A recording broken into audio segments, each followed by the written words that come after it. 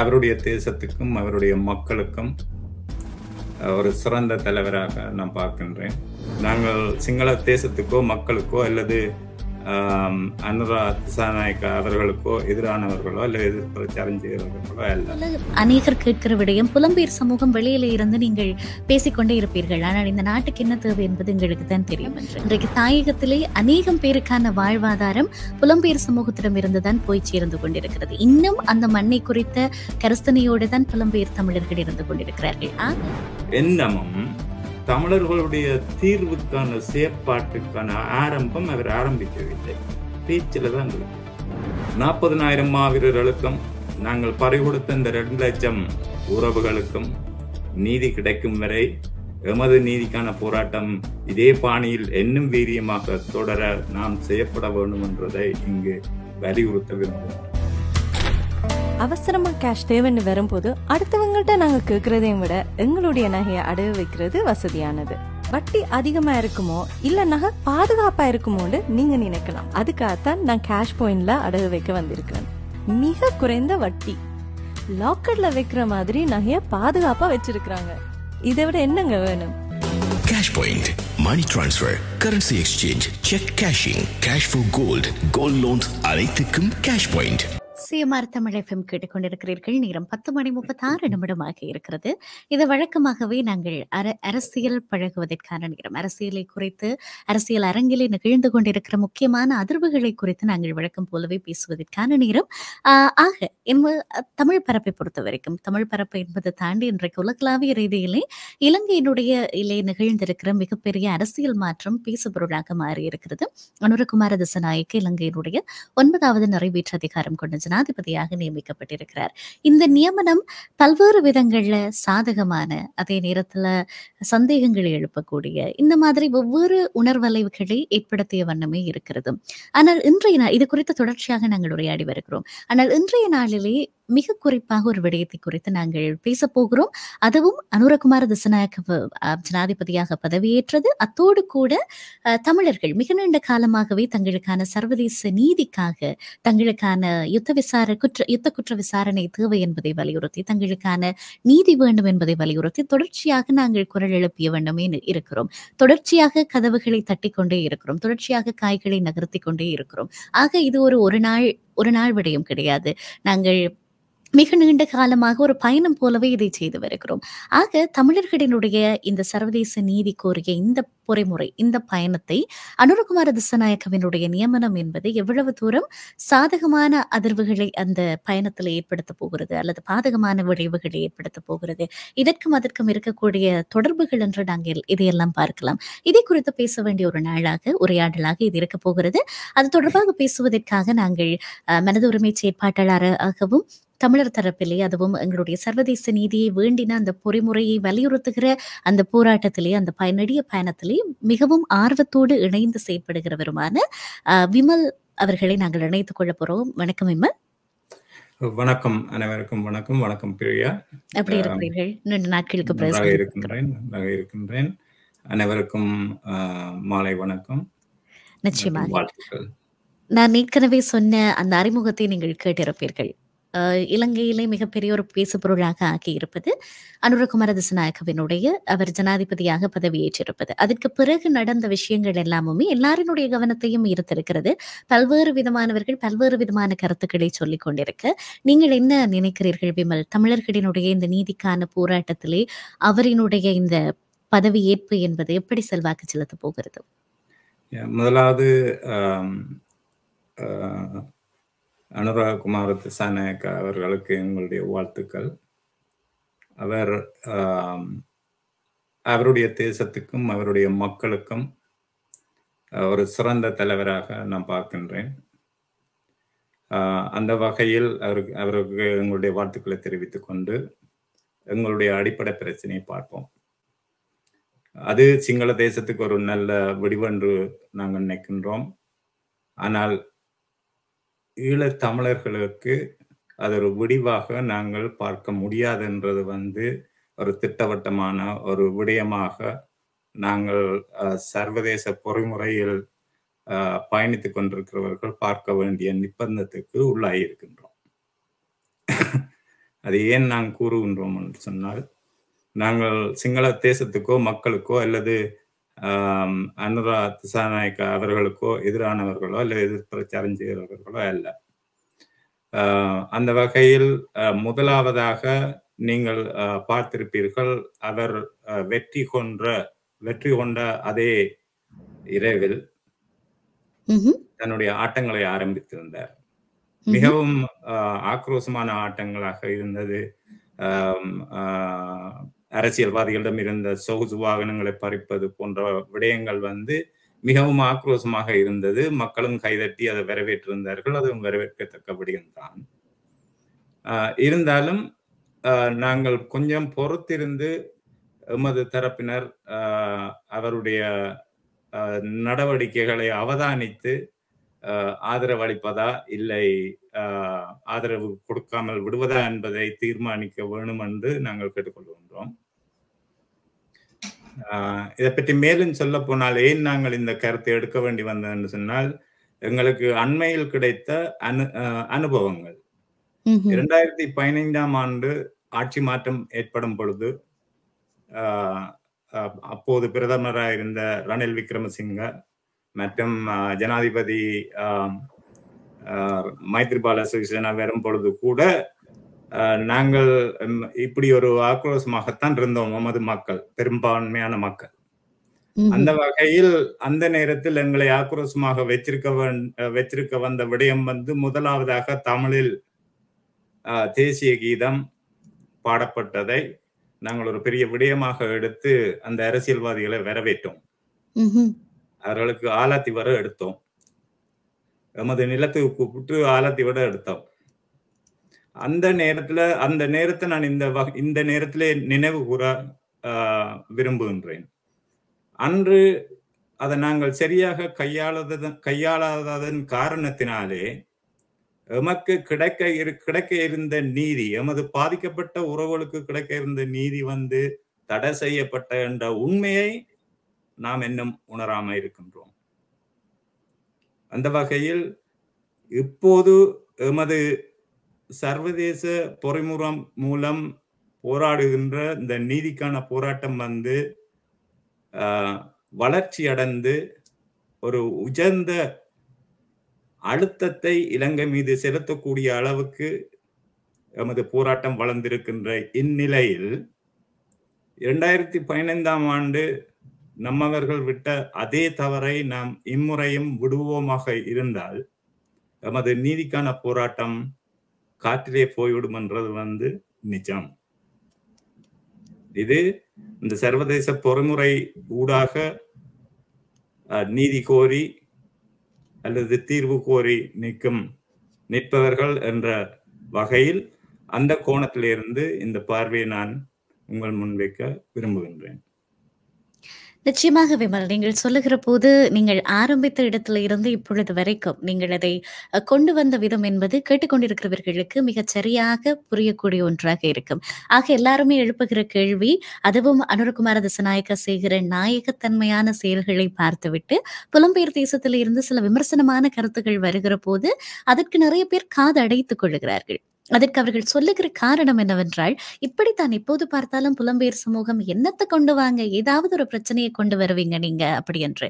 ஆனால் அப்படி இல்லை. நாங்கள் சொல்லுவது எதிர்ப்பு அரசியல் கிடையாது, நாங்கள் சொல்லுவது விமர்சன அரசியலும் கிடையாது. நாங்கள் சொல்லுவது கொஞ்சம் மெதுவாக நாங்கள் இதை இன்னும் கொஞ்சம் காலம் எடுத்து இதை ஏற்றுக்கொள்வதா, அங்கீகரிப்பதா, கொண்டாடுவதா. காரணம் அதற்கு நீங்கள் சொன்னது போலவே மைத்ரிபால சிறிசேன ஜனாதிபதியாக பதவியேற்கிற போதும் இதே மாதிரியான ஒரு முனைப்பைத்தான் தமிழர்கள் தரப்பில் இருந்து காட்டியிருந்தார்கள். ஆக இந்த முறை நாங்கள் கேட்பதெல்லாம், நிச்சயமாக நாங்கள் ஆதரவு வழங்குவதற்கு தயாராக இருக்கிறோம், நீங்கள் எங்களுக்குமான ஜனாதிபதியாக செயற்படுகிற பட்சத்திலே. அதுபோல அநேகர் கேட்கிற விடயம், புலம்பெயர் சமூகம் வெளியில இருந்து நீங்கள் பேசிக்கொண்டே இருப்பீர்கள், ஆனால் இந்த நாட்டுக்கு என்ன தேவை என்பது எங்களுக்கு தான் தெரியும் என்று. எல்லா போராட்டங்களும் அந்த நாட்டுக்குள்ளே இருந்துதான் நடக்க வேண்டும் என்பது அல்ல. நாட்டுக்கு வெளியிலே சென்றும் கூட இந்த போராட்ட குரல்கள் தொடர்ந்து கொண்டேதான் இருக்கும். காரணம், அந்த நாட்டுக்குள்ளே இருக்கிற போது எங்களாலே பேசுவதற்கான வாய்ப்பு மிக மிக குறைவாக இருந்தது. அதே நேரம் நேரம் யாருமே சொல்ல முடியாத புலம்பெயர் தமிழர்கள் இதை குறித்து கருத்து தெரிவிக்க முடியாது என்று சொல்லி. காரணம், இன்றைக்கு தாயகத்திலே அநேகம் பேருக்கான வாழ்வாதாரம் புலம்பெயர் சமூகத்திடம் இருந்துதான் போய் சேர்ந்து கொண்டிருக்கிறது. இன்னும் அந்த மண்ணை குறித்த கரிசனையோடு தான் புலம்பெயர் தமிழர்கள் இருந்து கொண்டிருக்கிறார்கள். ஆக இது நாங்கள் பேசுவதற்கு தேவையான இடம், பேசுவதற்கு தேவையான விஷயங்களும் இருக்கிறது. ஆக இத்தனை நாள் நீங்கள் அவதானித்ததிலே விமல், என்னென்ன விடயங்கள் அனுரகுமார திசாநாயக்கவினுடைய பதவியேற்போடு ஒட்டி நடந்த விடயங்கள் உங்களுக்கு இந்த இடங்களிலே கேள்வி எழுப்ப வேண்டும், இல்லாவிட்டால் இந்த இடம் கொஞ்சம் சந்தேகத்திற்குரிய இடமாக இருக்கிறது, இந்த இடம் அவ்வளவு சாதகமான ஒன்றாக எங்களுக்கு தென்படவில்லை என்கிற கேள்வி எழுப்பி இருக்கிறது. அதே போல என்னென்ன இடங்கள் அடடா சபாஷ் இப்படியான ஒரு விடயம் நடந்தால் நிச்சயமாக அது ஆரோக்கியமான ஒன்றாக இருக்கும் என்கிற மாதிரியான ஒரு தோற்றப்பாட்டை உருவாக்கி இருக்கிறது? நல்ல கேள்வி. இதற்கு முழுமையான பதில் கூறுவதற்கு முதல் இதிலே நம்மவர் தரப்பில், அதாவது தமிழர் தரப்பில் நாங்கள் அவதானிக்க வேண்டிய முக்கியமான விடயங்கள், அதாவது தமிழர் தரப்பில் நீதிக்காக பாதிக்கப்பட்ட மக்களுக்கும் இனப்படுகொலைக்குமான நீதி கோரி நிற்கும் செயற்பாட்டில் இருப்பவர்கள் பார்க்க வேண்டியது என்னவென்றால், ஒன்று, இந்த அனுரா திசாநாயக்க அவர்கள் பதவியேற்ற நாளில் இருந்து காட்டிய சாகசங்கள் எல்லாம் ஏற்கனவே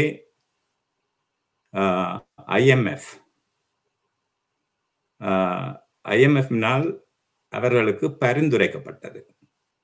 இவர்களுக்கு கால அவகாசம் கொடுக்கப்பட்டிருந்தது. ஏப்ரல் 2024 வரைக்கும் கால அவகாசம் கொடுக்கப்பட்டிருந்தது. அதாவது 2030, அதாவது கோல் ஆஃப் 2030, இந்த யூஎனோட 2030 இலக்கின்படி, இலக்கில் ஒப்பந்தத்தில் கையெழுத்திட்ட இலங்கை 16 பரிந்துரைகளை நிறைவேற்றுவதற்கு வாக்குறுதி அளித்திருந்தது. அந்த 16 பரிந்துரைகளையும் அவர்கள் இந்த வாக்குறுதி அளித்தபடி ஏப்ரலில், அதாவது கடந்த வருஷம் சித்திரை மாதம் அவர்கள் அதை செய்யாத காரணத்தினால் மேலும் அழுத்தம் கொடுக்கக்கூடிய, இலங்கை மீது அழுத்தம் கொடுக்கக்கூடிய பல விடயங்கள் ஐநா சபையிலும் சர்வதேச நாடுகளிலும் நடந்தேறி இருக்கின்றது. அந்த நடந்தேறிய விடயங்கள் ஒரு நாட்டுக்கு உச்சக்கட்ட அழுத்தத்தை கொடுக்கிற நேரம். அந்த நேரத்தில் தான் ஜனாதிபதி அனுரா திசாநாயக்க அவர்கள் பதவியேற்று அந்த IMF ரிப்போர்ட்ல முக்கியமாக குறிப்பிட்டது விடயங்கள், அரச செலவை கட்டுப்படுத்த வேண்டும். அதுல ஒரு இடத்துல நீங்கள் பார்த்திருப்பீங்களோ தெரியாத, IMF ரிப்போர்ட்ல அந்த பாராளுமன்ற உறுப்பினர்களுடைய மாதாந்த சலுகைகளை கூட நிறுத்த சொல்லி கூறப்பட்டிருந்தது. அப்ப அந்த வாகனங்கள் பறித்தது, அவர்களுடைய சலுகைகள் பறித்தது, அவர்கள் கொடுத்த மெய்ப்பாதுகாவலர் சலுகைகள் அதுகளை பறித்தது எல்லாம் ஏற்கனவே IMF-னால் அவர்களுக்கு பரிந்துரைக்கப்பட்டது. சரியா? இதுல மிக முக்கியமாக மனித உரிமை சார்ந்த பரிந்துரைகள் அங்கே நிறைய இருக்கின்றன. அந்த 16ல இன்னும் 8 பரிந்துரைகள் இருக்கின்றன. இன்னும் அவர் அனுரா திசாநாயக்க அவர்கள் அதுல இன்னும் கை வைக்கல. அந்த 8 பரிந்துரைகளையும் முக்கியமாக பரிந்துரைக்கப்பட்டிருக்கிறது அங்கே இருக்கக்கூடிய அக்கௌண்டபிலிட்டி, அதாவது பொறுப்பு கூறல், நீதித்துறையின் மறுசீரமைப்பு, பாதிக்கப்பட்டவர்களுக்கான நீதி, கிடப்பில் இருக்கக்கூடிய வழக்குகள் விசாரிக்கப்பட வேண்டும் போன்ற பரிந்துரைகள் அங்கே கொடுக்கப்பட்டிருக்கின்றது. இப்ப அவர்கள் செய்து கொண்டிருக்கிற சாகசங்கள் அந்த IMF-ல இருந்து காசு எடுக்கிறதுக்கு, அதாவது அந்த IMF-ல இருக்கக்கூடிய அந்த காசு, பின்தங்கி இருக்கிற காசு நாட்டுக்குள்ளே கொண்டு வருவதற்கான செயற்பாடுகள் தான் நாங்கள் இதுவரையும் பார்த்த செயற்பாடுகள்.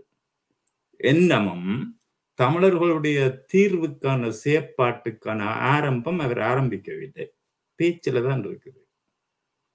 அது வந்தது பிறகுதான் எங்களுக்கு தெரியும், எங்களுக்கு உண்மையாகவே தீர்வு இந்த ஜனாதிபதி மூலம் கிடைக்குமா கிடைக்காதா என்று. அப்ப அதுவரை நாங்க பொறுத்திருக்க வேண்டும். ஆனால் ஒரு 2 விடயங்கள் நாங்கள் முக்கியமாக அவதானிக்க வேண்டும். முக்கியமாக மனித உரிமை செயற்பாட்டாளர்களும் மனித உரிமை சார்ந்து செயற்பட்டு வருபவர்களும் அரசியல்வாதிகளும் முக்கியமாக கவனிக்க வேண்டியது 2 விடயம். ஒன்று, 2900 நாட்களாக தெருவில் இருந்து தமது பிள்ளைகளை பறிகொடுத்த தாய்மார்கள் போராடி கொண்டிருக்கும் இந்த நேரத்தில் அவர்களுடைய போராட்டத்தை மழுங்கடிக்கும் வகையில் எந்த ஒரு விட்டு கொடுப்பும் இருக்கப்படாது. 2வது, அரசியல்ல மாற்றங்கள் ஏற்பட்டு அரசியல்வாதிகள் எப்படி போனாலும் ஏனைய அமைப்புகளோ அல்லது புலம்பெயர் தேசத்தில் இருக்கக்கூடியவர்களோ எப்படித்தான் போனாலும் இந்த நீதிக்காக போராட நீதி கேட்டு நிற்கும் அனைத்து உறவினர்களையும் நான் கேட்டுக்கொள்வது என்னவென்றால் 40,000 மாவீரர்களுக்கும் நாங்கள் பறிகொடுத்த இந்த 2 லட்சம் உறவுகளுக்கும் நீதி கிடைக்கும் வரை எமது நீதிக்கான போராட்டம் இதே பாணியில் இன்னும் வீரியமாக தொடர நாம் செய்யப்பட வேண்டும் என்றதை இங்கு வலியுறுத்த விரும்புகின்றேன். நிச்சயமாக விமல், நீங்கள் சொன்னது போல IMF-னுடைய அத்தனை சிபாரிசுகள் பரிந்துரைகள் முன்வைக்கப்பட்டிருக்கிறது என்றால் அது நேற்றைக்கு முளைத்த காலான் கிடையாது. புலம்பெயர் அமைப்புகள் தொடர்ச்சியாக தட்டிக்கொண்டும் அழுத்தம் கொடுத்து கொண்டும் எங்களுக்கு இழைக்கப்பட்டது அநீதி என்பதை திரும்ப திரும்ப சொல்லிக் கொண்டும் மாற்றம் வர வேண்டும் என்பதை வலியுறுத்தி கொண்டும் இருந்ததனுடைய விளைவுகள் தான் நிச்சயமாக இந்த சிபாரிசுகளாக கூட நாங்கள் கருத முடியும். ஆக அதை நாங்கள் தவிர்த்து விட முடியாது. இது இப்படி இருக்க காணாமல் போனவர்களினுடைய விவகாரம் மிக நீண்ட நாட்களாக ஒவ்வொரு நம்முடைய தமிழ் பிரதிநிதிகளும் சரி, அரசு தலைவர்களும் சரி வருகிறார்கள், சொல்கிறார்கள், எதுவும் நடந்த பாடில்லை. அனுர தரப்பு இதை எப்படி கையாளும் என்று சொல்லி நீங்கள் நினைக்கிறீர்கள்? மிக முக்கியமான கேள்வி. இது பற்றி நாங்கள் ஏற்கனவே சில அமைப்புகளுடன் கூட தொடர்பு கொண்டு இதை பற்றி பேசி இருக்கின்றோம். எங்களுக்கு ஞாபகம் இருக்கும் நினைக்கிறேன், எலிசபரி அவர்கள் இலங்கையின் நீதி அமைச்சராக பதவியேற்று 2 முக்கியமான காரியங்களை செய்து முடித்தார். நாங்கள் கேள்வியே கேட்கவில்லை. முதலாவது முக்கிய காரணம் கோத்தபாய ராஜபக்ச அவர்களுக்கு எதிராக இருந்த போர்க்குற்றம் இல்லாமல் செய்தார். அந்த போர்க்குற்றம் என்பது இப்ப இருக்கக்கூடிய JVP-னரின் சகாக்கள் 38 பேரை காலியிலேயோ எங்கேயோ ஒரு தெற்குல கொலை செய்த குற்றத்தினால் போர்க்குற்றம் செய்தார் என்று சொல்லி ஒரு கேஸ் இருந்தது, ஒரு வழக்கு இருந்தது. அந்த வழக்கை இல்லாம பண்ணினார் எலிசபரி. அதனால்தான் நான் எதிர்பார்க்கிறேன் என்னன்னு சொன்னால், அதனால்தான் அவரை ஒரு நீதி அமைச்சராக நியமித்து அந்த விடயத்தையும் காணாமலாக்கப்பட்ட ஒரு விஷயத்தையும் நீதி அமைச்சின் பரிகாரங்கள் எல்லாம் முடிந்து விட்டது என்று எலிசபரி திட்ட தெளிவாக வெளியே கூறி சென்றார். அந்த நேரத்தில் தான் கோத்தபாய அவர்களும் சொன்னார், மற்ற காணாமல் போனவர்கள் அத்தனை பேரும் இறந்து விட்டார்கள், இறந்தவர்களுக்கு நாங்கள் மரண சான்றிதழ் கொடுத்து விட்டோம் என்று பேசாம இருந்தோம். ஆனால் இன்று சர்வதேசத்துல நீங்க கடைசியாக வந்த மார்ச் 17ஆம் தேதி 2024 UN ஸ்டேட்மெண்ட் எடுத்து பார்த்தீங்கன்னு சொன்னால், அந்த ஸ்டேட்மெண்ட்ல தனியா ஒரு 7 பேஜ்ல காணாமலாக்கப்பட்ட ஒரு விடயத்தை தான் குறிப்பிடப்பட்டிருக்குது. அந்த காணாமலாக்கப்பட்ட ஒரு விடயம் சர்வதேசத்துக்கு இலங்கை அரசினால் கொடுக்கப்பட்ட விடயம் அவர்களை பொறுத்தவரையில் இந்த காணாமலாக்கப்பட்ட ஒரு விடயம் நீதி வழங்கப்பட்டு விட்டது. இதை அனுரகுமார திசாநாயக்கா நீதி அமைச்சு இந்த வழக்கினை திரும்ப விசாரித்து நீதி வழங்குமான்றது கேள்விக்குறியான ஒரு விடயம். ஆகையினால இதுக்கு அங்கே நீதி இல்லை என்பது எங்களுக்கு நிச்சயமாக தெரியும். ஏதோ ஒரு வழியில் அந்த அம்மாக்கள் இந்த 2900 நாட்களாக தெருவில் நின்று போராடும் அந்த அம்மாக்களுக்கு ஏமாற்றத்தை தான் கொடுப்பார்கள். அந்த வகையில் இதுக்கு நாங்கள் சர்வதேச பொறிமுறை மூலம் சர்வதேச நீதி கிடைக்க வேண்டும் என்று சொன்னால், சர்வதேசத்துல போராடி கொண்டிருக்கிறவர்களோ சர்வதேசத்துல செயற்பட்டு கொண்டிருக்கிறவர்களோ அந்த நீதிக்கான போராட்டத்திலிருந்து எள்ளளவேனும் கண்ணெடுக்க வேண்டாம் என்று தாழ்மையாக கேட்டுக்கொள்கின்றேன். நிச்சயமாக. நிறைவாக உங்களிடத்திலே ஒரு கேள்வி. நீங்கள் இந்த அரசு அனுரகுமார திசாநாயக்கவினுடைய அரசை பொறுத்தவரைக்கும், இவர்கள் அனுர கூட அண்மையிலே சொல்லியிருந்தார். இந்த சர்வதேச விசாரணை என்பது அவசியம். எதற்கு அவசியம் என்று சொல்லிச்சினால், அவர் வலியுறுத்திய அந்த சர்வதேச விசாரணை என்பது அ ஈஸ்டர் குண்டு தாக்குதலுக்கான சர்வதேச விசாரணை குறித்து. ஆனால் சில நேரம் தமிழ் மக்கள் ஒரு விதமான மயக்கம் உருவாகலாம். அனுர சர்வதேச விசாரணைக்கு அவரும் குரல் கொடுக்கிறார் என்பதாக. உண்மையிலுமே இந்த அரசு யுத்த குற்றவாளிகளை சர்வதேச விசாரணைக்கு சர்வதேசத்தின் முன் நிறுத்தும் என்று நீங்கள் நினைக்கிறீர்கள்? காரணம், பாதுகாப்பு செயலாளராக நியமிக்கப்பட்டிருக்கிறவர் வந்து ஏற்கனவே யுத்த குற்றங்களோடு சம்பந்தப்பட்டவர். போர் நடக்கிற போது அதனுடைய முன்னணி பிரிகேடியராக அதில் இருந்திருக்கக்கூடிய ஒருவர். அத்தோடு அனுரவினுடைய புகைப்படங்களை நாங்க பார்க்கிற நேரம் அவருடைய அருகிலே நிற்கக்கூடிய மிக முக்கியமான அந்த மூவரும் ஏனைய நாடுகளிலே, குறிப்பா சர்வதேசத்திலே ஒரு சில நாடுகளிலே பயணத்தடை விதிக்கப்பட்ட ஆட்கள், யுத்த குற்றம் இழைத்தமைக்காக. ஆக இப்படிப்பட்ட ஒரு அரசு சர்வதேசத்தின் முன் யுத்த குற்றவாளிகளை நிறுத்தும் என்று சொல்லி நீங்கள் நம்புகிறீர்களா? நான் அதை நிச்சயமாக இந்த அரசு செய்யும் என்பதை வந்து நான் இப்பவும் சொல்றேன். நிச்சயமா நான் தனிப்பட்ட ரீதியில் வந்து நம்ப மாட்டேன். காரணம், முதலாவது, இதுவரை ஜனாதிபதி அவர்கள் செய்த மாற்றங்களில் மிக முக்கிய மாற்றம் வந்து அமைச்சு பதவிகளை குறைத்துள்ளார். ஆனால் பார்த்தீர்களானால் பௌத்த சாசன அமைச்சு மட்டும் அவர்களுடைய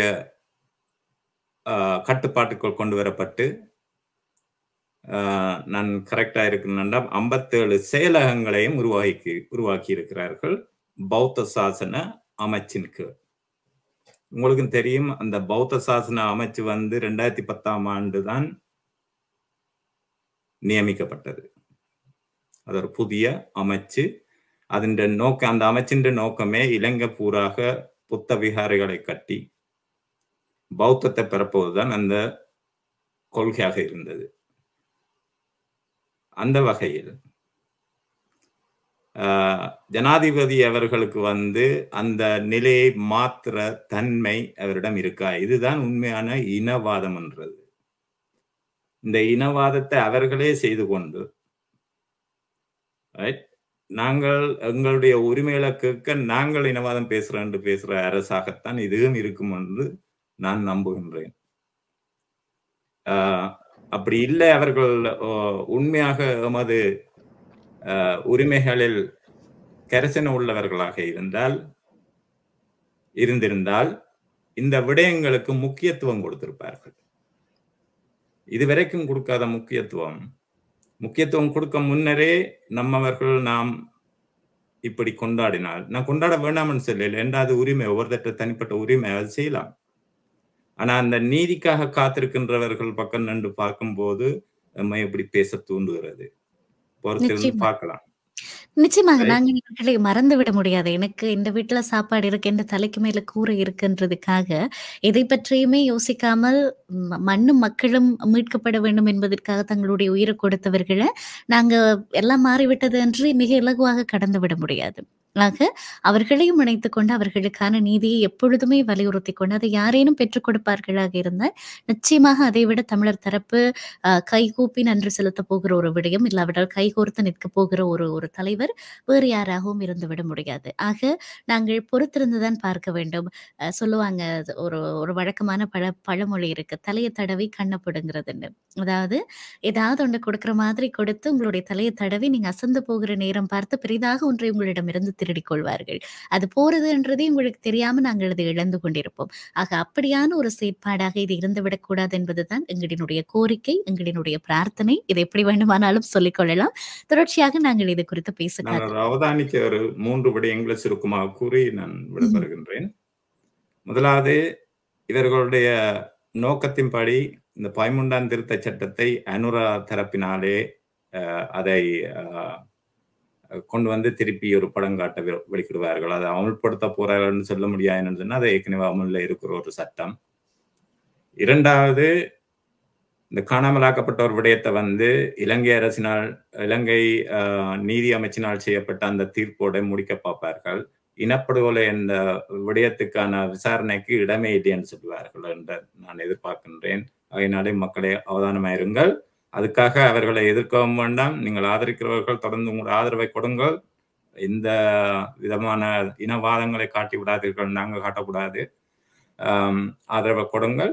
ஆனா இந்த விடயத்தை, நீதிக்கான விடயத்துல மட்டும் உங்களுடைய அவதானத்தை எடுத்து விடாதீர்கள், தவறு விட்டு விடாதீர்கள். 2015 ஆண்டும் 2010 நாம் சர்வதேச பொறிமுறையில் விட்ட தவறை திரும்ப விட்டுவிடக்கூடாது என்றதை தாழ்மையாக கேட்டுக்கொள்கிறேன். வாய்ப்பு தந்ததுக்கு நன்றி. மிக்க நன்றி விமல். எங்களோடு இந்த உரையாடலில் இணைந்து கொண்டமைக்காக. நாங்கள் விமலை இணைத்திருந்தோம். மனது உரிமை செயற்பாட்டாளராகவும் தொடர்ச்சியாக தமிழர் தரப்பிலே இந்த சர்வதேச விசாரணை அவசியம் என்பதை வலியுறுத்துகிறவர்களிலே மிக முக்கியமான ஒருவராகவும் செயற்படுகிற விமல், இந்த எங்களுடைய சர்வதேச விசாரணையை இல்லாவிட்டால் இந்த யுத்த குற்றம் இழைக்கப்பட்டதிலே இழைக்கப்பட்டவர்களுக்கான அநீதிக்கான நீதியினை இதை தேடுகின்ற எங்களுடைய தொடர்ச்சியான பயணத்தில் அனுரகுமார திசாநாயக்க ஜனாதிபதியாக வந்தது எவ்வளவு தூரம், என்ன விதமான மாற்றங்களை ஏற்படுத்த போகிறது என்கிற உரையாடலிலே இணைந்திருந்தார். அவருக்கு நன்றி. தொடர்ச்சியாக பேசலாம் நாங்கள் இன்னொரு பொழுதிலே, இன்னொரு தலைப்பிலே. CMR யூடியூப் சேனலில் இணைந்திருக்கும் நேர்கள் அனைவருக்கும் எமது நன்றி. காமெண்ட்ஸ் பகுதியில் உங்கள் கருத்துக்களை தெரிவிக்க தவறாதீர்கள். முக்கிய செய்திகள், காணொளி தொகுப்புகள், நேர்காணல் என பலதரப்பட்ட அம்சங்களையும் உங்களுக்காக தருகின்றது CMR யூடியூப் சேனல். CMR என்று சர்ச் செய்து எமது யூடியூப் சேனலை சப்ஸ்கிரைப் பண்ணுங்கள். உங்கள் உற்றார் உறவினர் நண்பர்களோடும் இந்த காணொளி தொகுப்புகளை பகிர்ந்து கொள்ளுங்கள். அருகில் இருக்கின்ற முக்கிய காணொளி தொகுப்புகளையும் தவறவிடாமல் பாருங்கள்.